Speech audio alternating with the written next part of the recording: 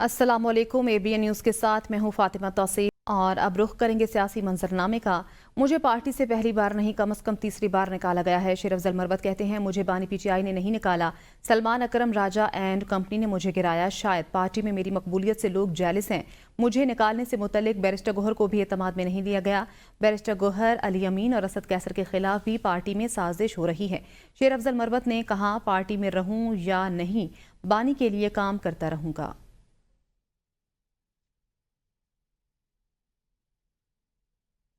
कौमी असम्बली के इजलास में वक्फा सवालात के दौरान शेर अफजल मरवत ने कहा मेरा सवाल अपने दोस्तों से है, मुझे क्यों निकाला। स्पीकर ने कहा कि ये सवाल नहीं था। असद कैसर और चंद दीगर अपोजिशन अरकान ने शेर अफजल के पास जाकर गुफ्तगू भी की। शेर अफजल मरवत ने इजलास में मुझे क्यों निकाला के नारे लगाए। हुकूमती अरकान ने भी शेर अफजल मरवत के हक में नारे लगाए। मेरा सवाल अपने दोस्तों से है, मुझे क्यों निकाला, ये सवाल नहीं था। स्पीकर अयाज सादिक का शेर अफजल मरवत को जवाब। कैसर साहब अब हमारे साइड से सीनियर मौजूद हैं IT के हवाले से। हाँ, मेरा सवाल अपने ही दोस्तों से है, मुझे क्यों निकाला। ये वसीम साहब आप इसका जवाब देना चाहेंगे? Since you are the parliamentary secretary, जो हम क्वेश्चन ले रहे थे, चले तशरीफ रखें। जी शजा साहिबा, ये क्वेश्चन नहीं था। अपोजिशन रहनुमा महमूद अचकजई का हुकूमत के साथ कमेटियों में ना बैठने का ऐलान। PTI से भी कमेटियां छोड़ने का मुतालबा कर दिया। महमूद खान अचकजई ने कौमी असम्बली की कमेटियों से मुस्ताफी होने का ऐलान कर दिया। महमूद खान अचकजई ने स्पीकर कौमी असम्बली अयाज सादिक पर तनकीद करते हुए कहा कि स्पीकर ने बेईमानी की। महमूद खान अचकजई ने कहा कि असम्बली में बैरिस्टर गोहर जैसे शरीफ आदमी को बोलने का मौका नहीं दिया और शेर अफजल मरवत को बात करने की इजाज़त दे दी कि वो अपनी पार्टी के खिलाफ बोलेंगे। उन्होंने कहा कि हम बच्चे नहीं, बड़े खिलाड़ी हैं। गंदी मछली को गदले पानी में भी पहचान लेते हैं।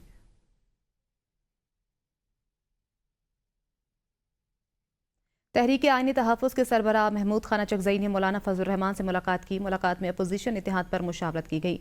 महमूद खान अचकजई और मौलाना फजलुर रहमान के दरमियान होने वाली मुलाकात में मुल्की सियासी सूरत हाल पर गुफ्तगू की गई। दोनों रहनुमाओं ने मुश्तरका तौर पर अपोजिशन इत्तेहाद को आगे बढ़ाने पर इत्तेफाक किया। महमूद अचकजई का कहना था पाकिस्तान आइन की सरबलंदी से ही आगे बढ़ सकता है। मौलाना फजलुर रहमान ने कहा आवाम की बेहतरी के लिए इत्तेफाक राय से आगे बढ़ना होगा। इस मौके पर अखुंदजादा हुसैन और रियाज अहमद शामिल थे। इसके अलावा मुलाकात में मौलाना अब्दुल गफूर हैदरी, मोहम्मद असलम गौरी, सेनेटर कामरान मुर्तज़ा, मौलाना असद महमूद, मौलाना असजद महमूद भी मौजूद थे। गवर्नर हाउस पेशावर में कायम मकाम chief justice Peshawar high court की तकरीब हलफबरदारी से पहले गवर्नर फैसल करीम कुंडी और वज़ीर आला अली अमीन गंडापुर के दरमियान मुलाकात हुई। मुलाकात खुशगवार मूड में हुई जो 10 मिनट तक जारी रही। गवर्नर ने मजाक में वज़ीर आला से सवाल किया कि PTI में क्या हो रहा। शेर अफजल मरवत को भी निकाल दिया, इनसे हमदर्दी है। गवर्नर फैसल करीम कुंडी ने कहा कि वज़ीर आला साहब आपकी हुकूमत ने अपने ही खिलाफ सवाबी में एहतजाज नहीं किया। इस पर वज़ीर आला गैर मामूली तौर पर मुस्कुराते रहे। वज़ीर आला खैबर पख्तूनख्वा और गवर्नर की मुलाकात पर वजाहत सामने आ गई। तर्जुमान वज़ीर आला खैबर पख्तूनख्वा ने कहा कि फैसल करीम कुंडी और अली अमीन गंडापुर की मुलाकात के दौरान सियासी अमूर पर गुफ्तगू नहीं की गई। सवाबी जलसे या पार्टी अमूर पर कयास आराइयां मुनासिब नहीं। अपने आप को खबरों में रखने के लिए गवर्नर हाउस से मन घड़त बातें फैलाई जा रही हैं। पाकिस्तान की सियासत में एक बार फिर खतूत की एंट्री। कहीं जजेस खत लिख रहे हैं तो कहीं सियासतदान। खतों किताबत मसाइल का हल निकालने में मददगार साबित होगी कि नहीं, जानते हैं जाहिदा राव की इस रिपोर्ट में। खत लिखेंगे गरचे मतलब कुछ न हो। जदीद दौर में एक बार फिर खतों का ज़माना लौट आया। कहीं जजिस के खतूत तो कहीं सियासतदानों के। आखिर इन खतूत का कोई नतीजा भी निकलेगा या नहीं, आइए जानते हैं अरकान ने। बड़े अच्छे अंदाज में खान साहब ने कहा है कि हमें फ़ौज की कुर्बानियों का एतराफ़ है और फ़ौज और अवाम के दरमियान किसी सूरत खलीज नहीं होने चाहिए। तो सारे ऐसे इकदाम करने चाहिए जिसमें खलीज ना हो। जब तक वो खत पढ़ नहीं लेते हम खत लिखते रहेंगे और एक दिन को खत पढ़ने पड़ेंगे। खत में है क्या? हमने तो पाकिस्तान के अवाम की तकलीफ के बारे में बताया, पाकिस्तान के इश्यूज के बारे में बताया। जितने लोग भी खत लिख रहे हैं ना, सारे हम ख्याल हैं, एक ही स्कूल ऑफ थॉट के लोग हैं। और मसला ये है कि इन्हें वो निज़ाम चाहिए जिसमें किसी से पूछा ना जाए। अब पब्लिक के साथ वो करें, डील करें। मसाइल जहाँ पे निकलेंगे, हल निकलेगा वो पब्लिक के साथ निकलेगा या पॉलिटिकल पार्टीज़ के अंदर से हल निकलेगा। उनको इतना रेलेवेंट मत बनाएं कि उनको जो ना वो खतूत लिखने पड़े। मैं तो ये नहीं कह सकता खतूत से कोई रिजल्ट निकलेगा। मैं ये समझता हूँ कि पार्लियामान सबसे बड़ी जगह है پالیٹیشین کے لیے اور اس ملک کی بہتری کے لیے. اگر پارلیمان میں بیٹھ کر کوئی مذاکرات ہوں گے ان کا رزلٹ بھی بہتر ہوگا اور ملک کی ترقی کا اس میں بہت بڑا ایک سلسلہ چل پڑے. اپوزیشن اراکین کا کہنا ہے کہ بانی پی ٹی آئی کے خط لکھنے کا مقصد پاکستان کی عوام کے مسائل کا حل نکالنا ہے، جبکہ حکومتی اراکین کہتے ہیں کہ خط ججز لکھیں یا پھر سیاستدان، کوئی حل نہیں نکلے گا، اصل حل پارلیمنٹ کے پاس موجود ہے. ادھر ادھر دیکھنے کی بجائے ایوان میں بیٹھ کر بات کریں. کیمرامین محمد بابر کے ساتھ Zahida Rao, ABN news, parliament house, Islamabad. Speaker Punjab assembly Malik Muhammad Ahmad Khan نے کہا ہے کہ بانی پی ٹی آئی کا آرمی چیف کو خط لکھنے کا مطلب پنجابی میں بتاؤں تو ترلے کرنے کی آخری حد ہے. خط کا مفصل جواب وصول کنندہ کی جانب سے آ چکا ہے. یہ خط انہی خطوط کی ایک کڑی ہے جب ان کی صوبوں میں حکومت تھی اور وزیر خزانہ شوکت ترین ملک کو ڈیفالٹ کروانے پر تلے ہوئے تھے. ماضی میں بھی ان کی کوشش رہی کہ ملک ڈیفالٹ ہو جائے. بانی پی ٹی آئی پاکستان میں سیاسی عدم استحکام، عدالتوں میں تقسیم اور معاشی عدم استحکام لانا چاہتے تھے. آج ان کے حالات دیکھ لیں کہ عمر ایوب اب IMF کو خط لکھ رہے ہیں.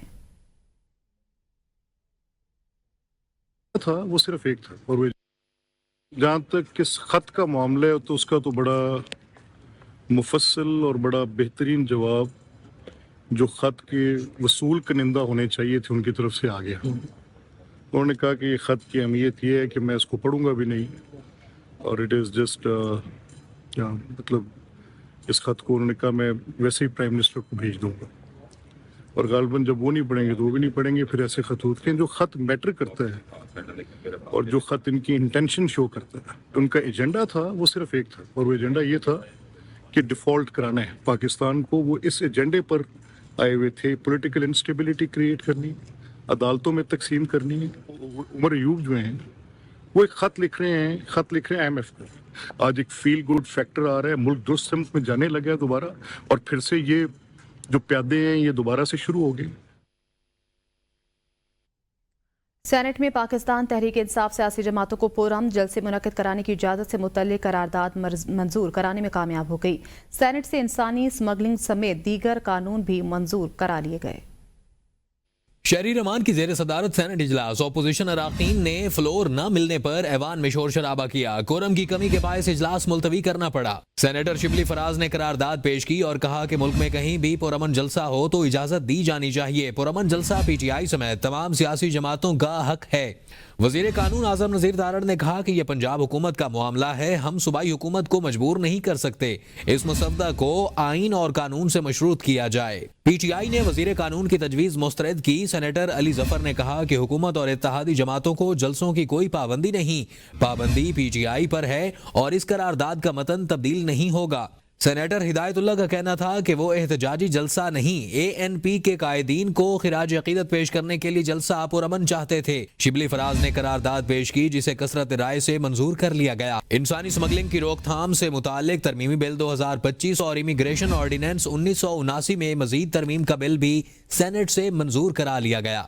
سپریم کورٹ آف پاکستان میں تعینات ہونے والے 7 نئے ججز نے حلف اٹھا لیا. چیف جسٹس یحییٰ افریدی نے عدالت عظمیٰ میں تعینات ہونے والے 6 مستقل اور ایک قائم مقام جج سے حلف لیا. حلف برداری تقریب کے بعد جسٹس منصور علی شاہ کی صحافیوں سے دلچسپ غیر رسمی گفتگو بھی ہوئی. اسلام آباد سے یہ رپورٹ دیکھیے. سپریم کورٹ میں حلف برداری تقریب کے بعد سپریم کورٹ کے سینئر ترین جج جسٹس منصور علی شاہ سے صحافی نے سوال کیا، کہا جاتا ہے کہ آپ لوگ کام نہیں کرتے. جسٹس منصور علی شاہ نے جواب دیا کہ مقدمات نمٹانے کی شرح دیکھ لیں، کس کے کتنے فیصلے قانون کی کتابوں میں شائع ہوئے، سب سامنے ہے. تمام ریکارڈ سپریم کورٹ کی ویب سائٹ پر موجود ہے. جسٹس منصور علی شاہ نے مسکراتے ہوئے کہا کہ ابھی تو حلف برداری کے بعد چائے پینے آیا ہوں. صحافی نے سوال کیا، سنا ہے کہ آپ کے خلاف ریفرنس آ رہا ہے. جسٹس منصور علی شاہ نے جواب دیا کہ ریفرنس جب آئے گا تب دیکھی جائے گی، کچھ غلط کیا ہی نہیں تو ریفرنس کا ڈر کیوں ہونا، اللہ مالک ہے. جسٹس منصور علی شاہ نے کہا کہ کسی سے کوئی ذاتی اناد یا اختلاف نہیں ہے. کمرے میں موجود ہاتھی کسی کو نظر نہیں آئے تو کیا کہہ سکتے ہیں.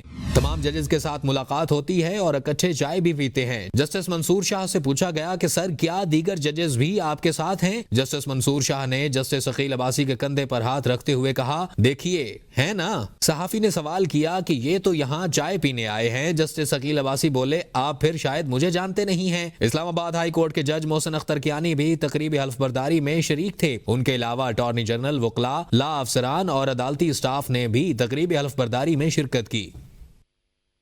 इस्लामाबाद हाई कोर्ट के जज जस्टिस तारिक महमूद जहांगीरी ने गाड़ियों की नंबर प्लेट्स पर एडवोकेट लिखने को गैर कानूनी करार दे दिया। Islamabad high court bar association की तकरीब से खिताब में जस्टिस तारिक जहांगीरी ने कहा कि आज के वकला को बहुत आसानी है, इसके बावजूद वकला केस की तैयारी के बगैर अदालत आते हैं। हाई कोर्ट का केस हमें मिलता तो सारी रात तैयारी करते थे। उन्होंने मजीद कहा कि कभी किसी ओहदे के लिए सिफारिश नहीं कराई। नंबर प्लेटों में वकील, एडवोकेट, लॉयर लिखा हुआ, ये भी अनएथिकल है। इसलिए भी legal practitioner bar council act में ये मिसकंडक्ट है कि अपनी नंबर प्लेट के ऊपर, तो इस लेवल का ये डिग्निफाइड प्रोफेशन है। तो ये आप लोगों के लिए तो अल्लाह ताला ने एक बहुत बड़ी मेहरबानी की है कि आपकी स्पेशल कोर्ट्स, आपकी हाई कोर्ट, सारा कुछ आपका एक शहर में आ गया है और वॉकिंग डिस्टेंस पे है। आप यहाँ से डिस्ट्रिक्ट कोर्ट भी जा सकते हैं, वहाँ से स्पेशल कोर्ट भी जा सकते हैं।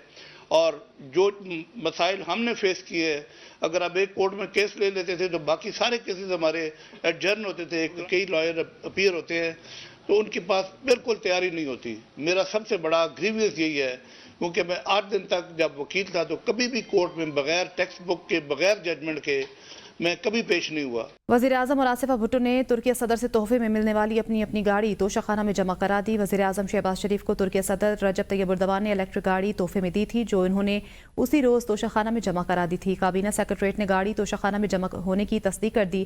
खातून अव्वल आसिफा भुट्टो ने भी तुर्क सदर की जानिब से मिलने वाली गाड़ी तोशाखाना में जमा करा दी।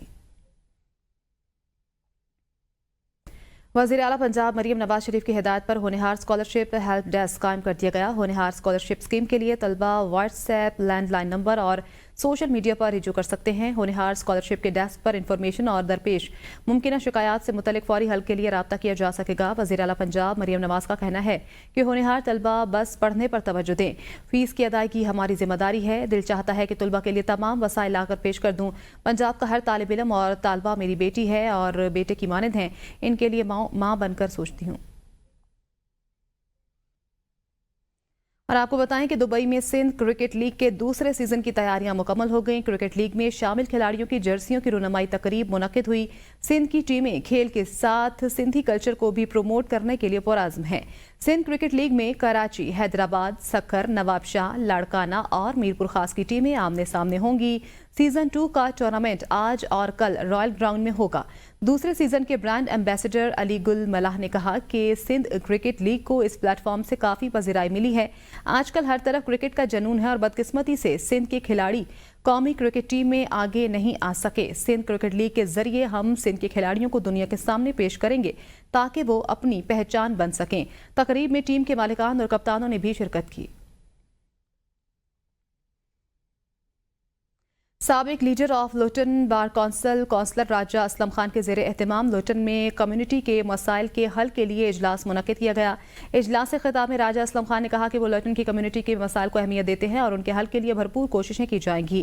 कौंसलर राजा असलम खान का कहना था कि उनकी पॉलिसियों का मकसद मकामी लोगों के मफादात का तहफ़्फ़ुज़ करना और लोटन को एक मजबूत और खुशहाल शहर बनाना है। उन्होंने कहा कि लोटन में कंजर्वेटिव पार्टी की तारीख और उसके अहदाफ पर तवज्जो देना ज़रूरी है ताकि लोगों को ये समझने में मदद मिले कि किस तरह इस पार्टी ने मुल्क की सियासत और मईशत में मुस्बत तब्दीलियां की। इस तरह के सोशल इवेंट्स लोगों की पार्टी के मकासद और इसके असरात से आगाह करते हैं और मकामी सतह पर कम्युनिटी की आवाज़ बनकर हुकूमती इदारों में तब्दीली लाने में मददगार साबित हो सकते हैं।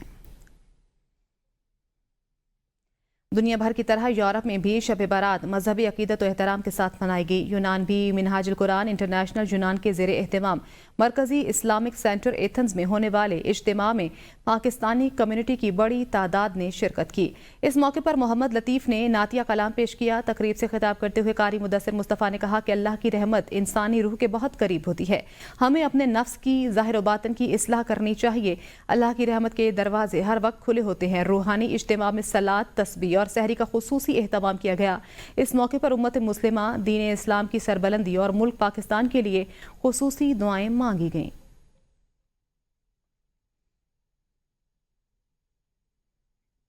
पाकिस्तान में सेहत की देखभाल के मुस्तकबिल में सरमायाकारी के हवाले से लंदन हाई कमीशन में तकरीब का इनेकाद किया गया। तकरीब में पाकिस्तान में सेहत के हवाले से मसाइल और उनके हल पर ब्रीफिंग दी गई। शुरका ने ABN न्यूज़ से खुसूसी गुफ्तगू के दौरान ओवरसीज़ की खिदमत को भी सराहा। उनका कहना था कि पाकिस्तानी डॉक्टर बैरून मुल्क अपनी खिदमत अंजाम देने के साथ साथ मुल्क पाकिस्तान में सेहत के शोबे में भी बेहतरी लाने के लिए कोशिशें कर रहे हैं, जो काबिल सत्ताइश है। तकरीब में सेहत के शोबे में कारकर्दगी दिखाने वालों में शील्ड्स भी पेश की गईं।